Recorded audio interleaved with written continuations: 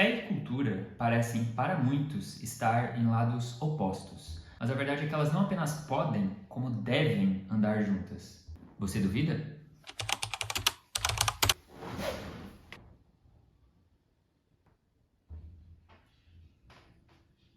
Quando nós olhamos para a oração de Jesus, em João 17,15, nós vemos o seguinte: Não peço que os tires do mundo, mas que os protejas do maligno.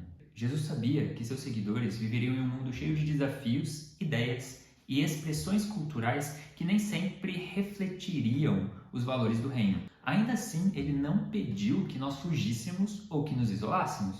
Pelo contrário, em Mateus 5,14 diz que nós somos a luz do mundo. E eu pergunto, como que nós podemos ser luz de um mundo com o qual nós não interagimos? A cosmovisão cristã nos ensina a enxergar todas as coisas à luz da verdade de Deus.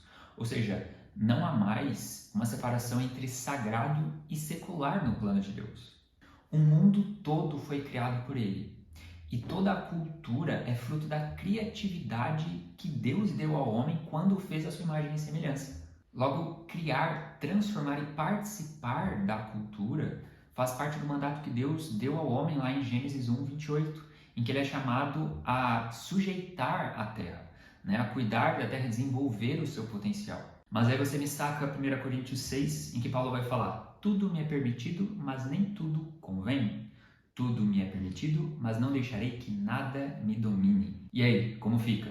Vamos falar de 3 pontos sobre esse texto. Primeiro, liberdade com responsabilidade. A liberdade em Cristo não é uma licença para nós fazermos tudo aquilo que nós quisermos. Na realidade, ela é uma liberdade a viver em obediência e sabedoria. Por isso que Paulo fala lá no versículo 12, não deixarei que nada me domine. Ponto 2 é amor ao próximo. Nós precisamos sempre lembrar que as nossas escolhas afetam os outros ao nosso redor. Logo, Paulo nos lembra que devemos sempre pensar no que as nossas ações e no que as nossas escolhas vão causar à fé dos nossos irmãos. A liberdade cristã sempre deve buscar o bem coletivo. E por fim, o ponto 3, para a gente falar desse texto, é a questão do discernimento. Nem tudo que parece inofensivo nos aproxima de Deus. Então, antes de consumir alguma coisa, nós precisamos nos perguntar: como isso afeta a minha fé? Como isso me aproxima de Deus? Então, beleza, nós precisamos falar desse assunto e considerar 1 Coríntios 6 a partir de fundamento. Então, a gente pode trazer esses 3 pontos, que é a liberdade com responsabilidade, o amor ao próximo e o discernimento. E entre todos, quando a gente fala de cultura, acredito que a ideia de discernimento é o principal. Nós precisamos de um referencial que nos ajude a avaliar a cultura ao nosso redor. É muito fácil para nós cristãos olharmos as realizações culturais do ser humano e apontarmos essas coisas como o problema, como a origem do mal. Quando nós ouvimos uma música ruim, quando nós percebemos a corrupção na política, quando nós vemos a filosofia até, enfim, quando nós não conseguimos ver Deus nas realizações culturais, nas expressões culturais, nós temos a tendência de nos afastar da cultura, de tomar a cultura em si, a expressão cultural, a realização cultural, como uma fonte de problema. Mas essas realizações humanas não passam de conceitos abstratos, que não têm o mal dentro delas, mas elas refletem a natureza básica do ser humano, que é má. E é aí que está.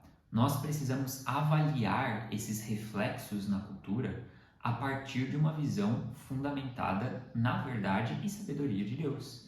Nosso referencial precisa ser o padrão imutável de Deus, porque a partir desse padrão a gente vai conseguir discernir aquilo que é bom daquilo que não é bom. Jesus nos mostrou em seu ministério que é possível interagir com a cultura sem ser moldado por ela. Ele sentou à mesa com publicanos, conversou com os samaritanos, tocou os marginalizados daquela época e esteve em lugares em que a religião da época dizia para ele não estar. Mas em meio a tudo, ele não foi influenciado, porque o fundamento de Jesus era a verdade.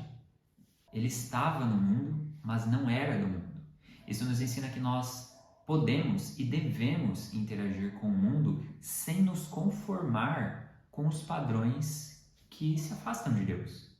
Mas atenção, não estou falando está liberado, tudo da cultura é bom, basta avaliar, basta discernir, vamos fazer o que a gente quer, vamos curtir, não sei o que. Não é isso que eu estou falando. A nossa liberdade precisa de responsabilidade. Nós precisamos considerar o próximo e nós precisamos sim discernir todas as coisas. Mas o ponto é que, às vezes, aquilo que é pecado para um não vai ser pecado para o outro. Por uma questão de consciência, por uma questão de maturidade na fé. O que eu estou falando aqui é que nós cristãos não podemos abandonar ou rejeitar a cultura, que é uma das formas mais impactantes de alcançar o mundo. É por meio da cultura que nós criamos conexões, que nós comunicamos verdades, que nós mostramos a beleza de um Deus Criador. Nós somos chamados a avaliar todas as coisas e reter aquilo que é bom. Mas só vamos conseguir fazer isso se a nossa fé for o alicerce que molda como nós criamos, como nós consumimos e como nós interagimos com tudo que está ao nosso redor.